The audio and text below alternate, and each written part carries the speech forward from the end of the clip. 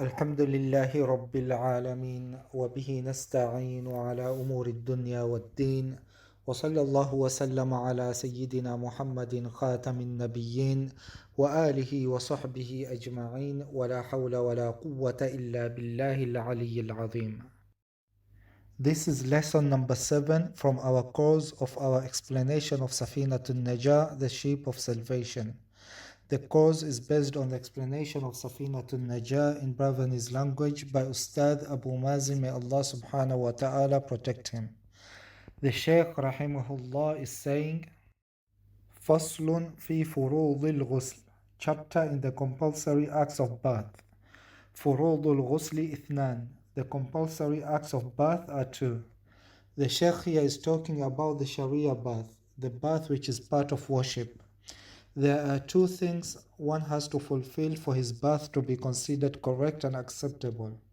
The first is النية, intention.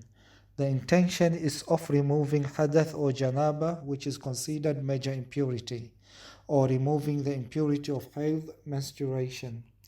There are two types of bath: obligatory bath, like the bath of removing major impurities such as janaba, menstruation, bath following childbirth, and so on. There is also sunnah bath, such as one done before going to Jumuah salah. The second compulsory act is وَالتَّعْمِيمُ الْبَدَنِ بِالْمَاءِ, to make sure that water reaches all the visible parts of the body.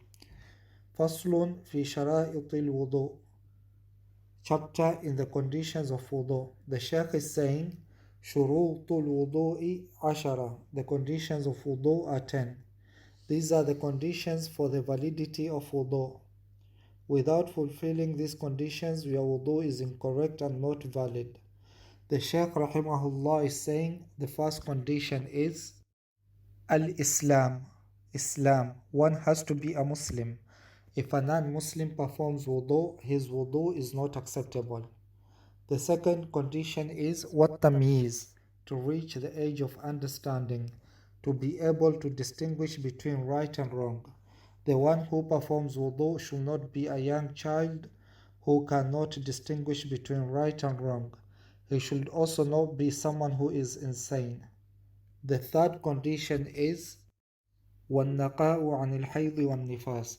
One should be free from menstruation and postnatal bleeding following childbirth. The fourth condition is وَعَمَّا يَمْنَعُ وُصُولَ الْمَاءِ إِلَى الْبَشَرَةِ. A person should be free from that which prevents water from reaching the skin, like nail varnish and makeup. The fifth condition is وَأَلَّا يَكُونَ عَلَى الْعُضْوِ مَا يُغَيِّرُ الْمَاءِ. Nothing should be on the part of the body that is washed that will change the nature of the water, such as its color, taste, or smell. The sixth condition is وَالْعِلْمُ بِفَرْضِيَّتِهِ, to have knowledge that having wudu is obligatory. One has to know the Islamic ruling of wudu, that it is obligatory and not sunnah, recommended. The seventh condition is وَعَلَّا يَعْتَقِدَ فَرْضًا مِنْ فُرُوضِهِ sunnah, not to assume that any obligatory act of wudu to be sunnah, recommended. For example, to assume that washing the face, which is obligatory, to be sunnah. The eighth condition is وَالْمَاءُ الطَّهُورُ, the water used for the wudu should be pure and be able to purify. It should not be something like juice or tea. It should be pure use for purification. The ninth condition is وَدُخُولُ الْوَقْتِ, entering the time of salah. The 10th and the last condition is and continuity for a person who constantly remains in the state of impurity.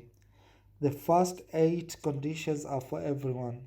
The last 2 conditions are specifically for those who have medical conditions, such as those who are unable to control their bladders, their urine keeps flowing, those women who are continuously experiencing menstruation, and so on. For them, they have to make wudu when the time of salah comes and pray straight away without delay.